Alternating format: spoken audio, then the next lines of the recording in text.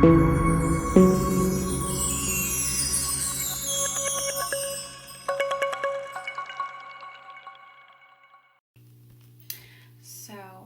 today for music class, we're going to be learning about the history of music. So, music is found in every culture and religion. It's past, it's present, and it varies widely between the times and places that it takes place. Since all people of the world, including most isolated tribal groups, have a form of music, it may be concluded that music is likely to have been present in the ancestral population prior to the dispersal of humans around the world. So consequently, the first music may have been invented in Africa, and then it's evolved out to be a fundamental constituent of the human life. So a culture's music is influenced by other aspects of that culture, including the social and economic organization and experience, as well as climate, access to technology, and what religion is believed in that area. So the emotions and ideas that music expresses and the situations in which music is played and listened to, and the attitudes towards music players and their composers all vary between regions and periods. So, first we're going to kind of talk about prehistoric music in terms of like the eras. So, prehistoric music was once commonly called primitive music, and it's kind of a name given to all music that is produced in the pre-literate period, so before history started being written down, and it began somewhere late in the very late geological history. So it's followed by the ancient music in most of Europe, and later music in subsequent European influenced areas, but it still exists in isolated areas. Prehistoric music thus technically includes all of the world's music that has existed before the advent of the currently extant historical sources concerning music. So, for example, traditional Native American music and pre-literate tribes and Australian Aboriginal music. So, basically, they may have existed before history and after history, but because it hadn't been found and written, it was still considered prehistoric. It's more common to refer to prehistoric music of the non-European continents, especially that which is still surviving as folk, indigenous, or traditional music. And because it's prehistoric, the origin is unknown because it was part of a part of history that was existing before records. Some suggest that the origin stems from the naturally occurring sounds and rhythms, and that human music echoes the phenomena that is using those same patterns, repetition, and tonality, and that even today, some cultures have certain instances of their music intending to imitate natural sounds. So some of these are related to the shamanistic beliefs of practice, and it may also serve as entertainment, like a game, or practical luring animals for hunting as functions. How many of you like singing? Me too. Suck at it, but it's still fun. And it is probable that the very first musical instrument was the human voice itself, which can make a very vast range of sounds, from singing like la la la, and humming and whistling, also clicking your tongue, also coughing and yawning, which I don't know how a yawn can make a sound, but it does. For other musical instruments, in 2008, archaeologists actually discovered a bone flute in these caves in Germany, and it was considered to be about 35,000 years old. It was made from a vulture wing bone. It had 5 holes, and it was a V-shaped mouthpiece. And it is very old. They also have the oldest known pipes discovered in Ireland in 2004, and a common theme here would kind of be flutes. It has been suggested that a flute made from a cave bear femur, dated between 50,000 and 60,000 years old, is the world's oldest instrument, and it was produced by Neanderthals. And it's claimed that the femur is an instrument. However, it is contested that alternative theories, including suggestion that the femur may have been gnawed by carnivores, produce holes, means that it might not have been actually invented purposefully for an instrument to create music. Ancient music is given to the music that follows the prehistoric music. It is has the oldest known song that was written in cuneiform, which dates back to 3,500 years ago from in Syria. It's also part of the Hurrian songs, hymn number 6 specifically, and it was actually deciphered by Anne Drothcorn-Kilmer and demonstrated to be composed in harmonies of thirds, if you guys know what thirds are. And also, it was written using a Pythagorean tuning. And I don't know how far you guys are in your math classes, but if you are in algebra, you will have heard of the Pythagorean Theorem. It is the oldest surviving example of a complete musical composition, and it includes musical notation, and it's dated either the 1st or 2nd century AD. So, double pipes, such as those used by the ancient Greeks, and ancient bagpipes, as well as the review of ancient drawings on vases and walls and ancient writings, described musical techniques of the time. And one pipe is the aulus pairs, which kind of served as like a drone or a keynote, while the other played melodic passages, kind of like how a piano, when you have one hand kind of going fast doing the melody, and then you have the other hand that is doing like the lower notes, kind of keeping an even rhythm. They just fit like right on top of each other. There have been instruments such as the 7-holed flute and various other types of string instruments that have been recovered from the Indus Valley Civilization archaeological sites. And the Indus River Valley is kind of, it's like sort of like the northern part of India where the Himalayan mountains are.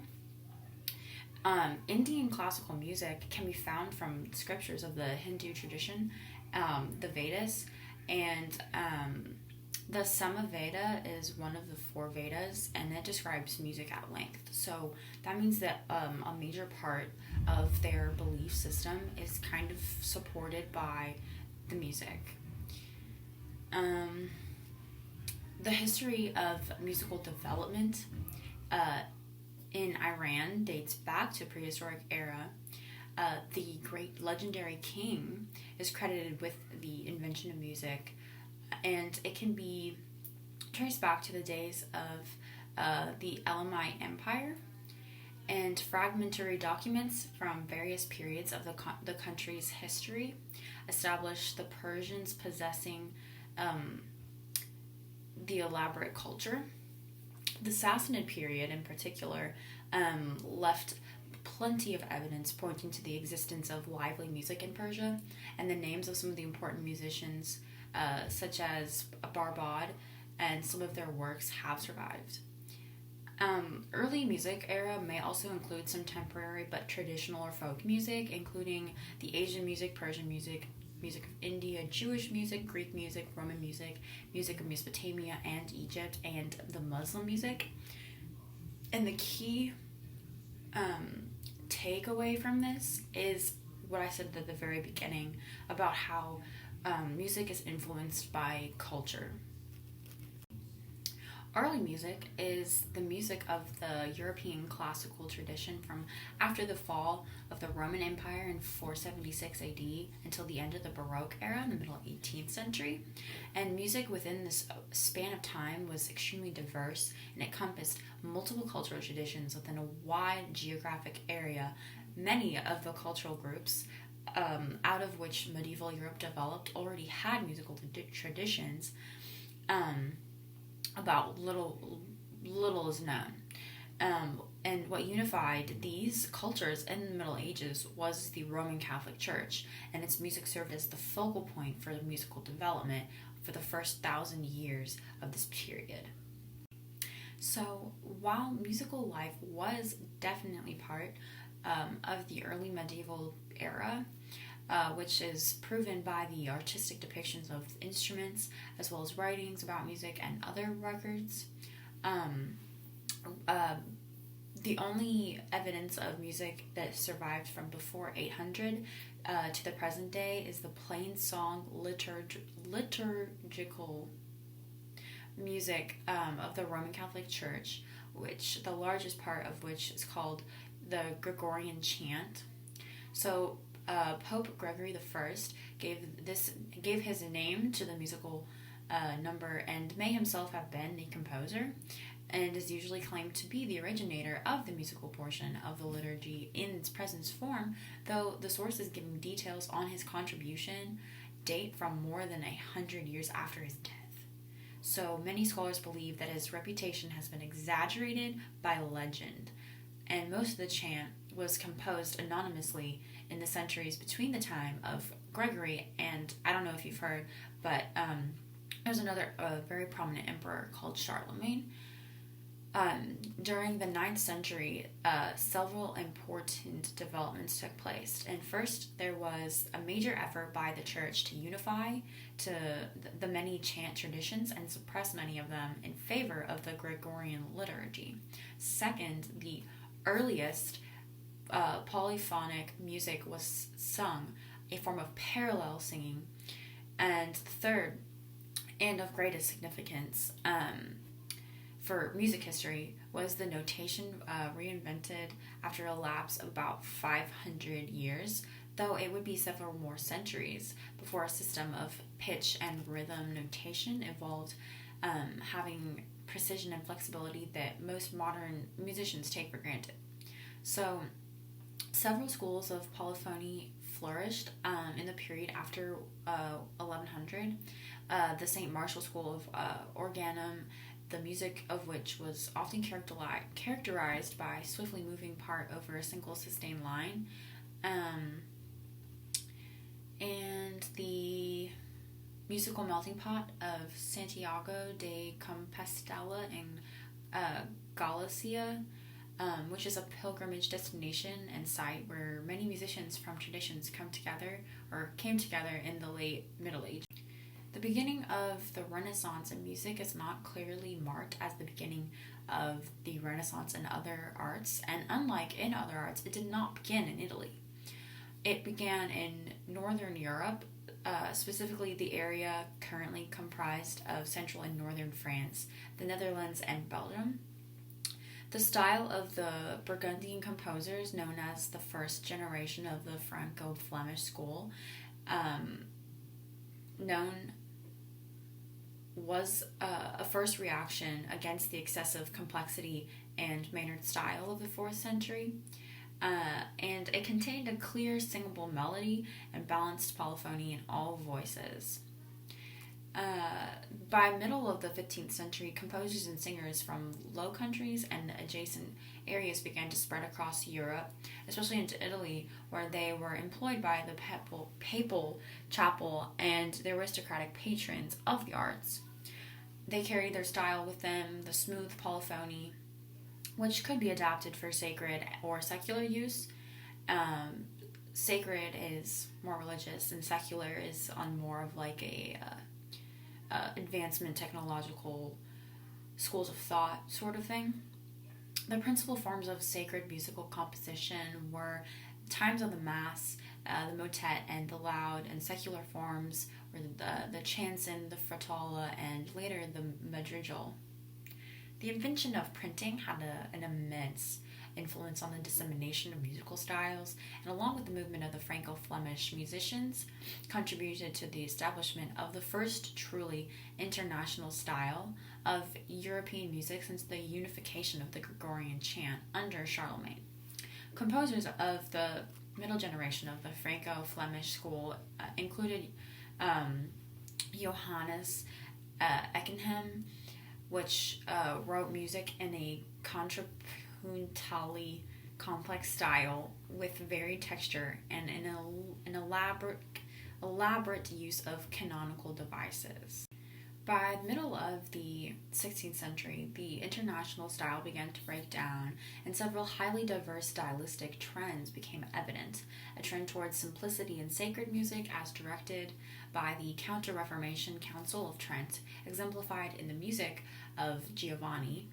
A trend towards complexity and chromaticism in the madrigal, which reached its extreme expression in the avant-garde style of Ferrara school of Lazzischi and the late century madrigalist Carlo Gesualdi, and the grandiose sonorous music of the Venetian school, which used the architecture of the Basilica San Marco di Venezia to create antiphonal contrasts. The music of the Venetian school included the development of orchestration, ornamented instrumental parts, and continuo bass parts, all of which occurred in a span of several decades around 1600. So famous composers in Venice included Andrea and Giovanni, as well as Claudio Monteverdi, which is one of the most significant innovators at the end of the era. 20th and 21st century music came after the Romantic, and his music of all kinds also became increasingly portable. So the 20th century saw a revolution in music listening as the radio gained popularity worldwide and new media and technologies were developed to record, capture, reproduce, and distribute music. So music performances became increasingly visual with the broadcast and recording of performances. 20th century music also brought a new freedom and wide experimentation with new musical styles and forms that challenged the accepted rules of music from earlier periods. The invention of musical amplification and electronic instruments, especially the synthesizer, in the mid-20th century revolutionized classical and popular music and accelerated the development of new forms of music. So for classical music, two fundamental schools determined the course of the century, that of Arnold and Igor. Next, we're going to talk about classical musics that are outside of Europe. So sub-Saharan Africa music is a strong rhythmic interest that exhibits common characteristics in all regions of the vast territory, and Arthur Morris Jones described many local approaches as constituting one main system. CK also confirms the profound togetherness of the approach, and West African rhythmic techniques carried over Atlantic were fundamental ingredients in various musical styles of the Americas, such as samba and coco in Brazil. Afro-Cuban music and Afro-American music genres such as blues, jazz, rhythm and blues, funk, soul, reggae, hip-hop, and rock and roll were thereby of immense importance in 20th century popular music. Byzantine music is the music of the Byzantine Empire, and it's composed to Greek texts of ceremonial, festival, and church music. So Greek and foreign historians agree that ecclesiastical tones, so those that are very church-like, and in general, the whole system of Byzantine music is closely related to the ancient Greek system. It remains the oldest genre of extant music, of which the manner of performance and the names of composers and sometimes particulars of each musical work circumstances are known. In India, Indian music is one of the oldest musical traditions in the world.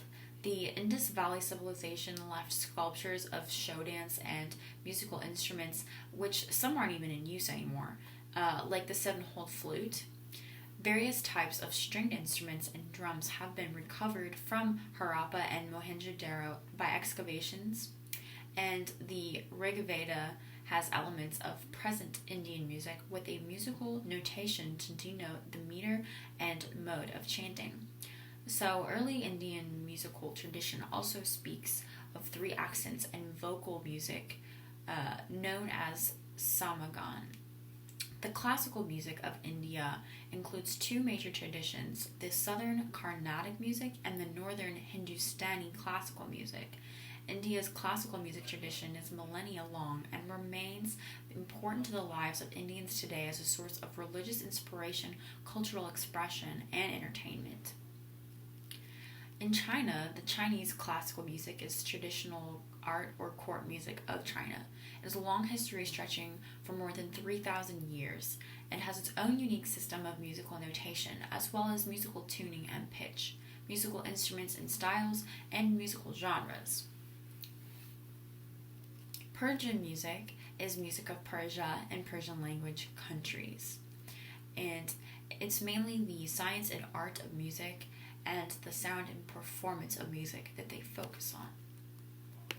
So that concludes the kind of brief discussion about the history of music and where it evolved in certain places. If you have any questions, keep them in mind, and when we have our class in person, like over Zoom, we can have more discussions.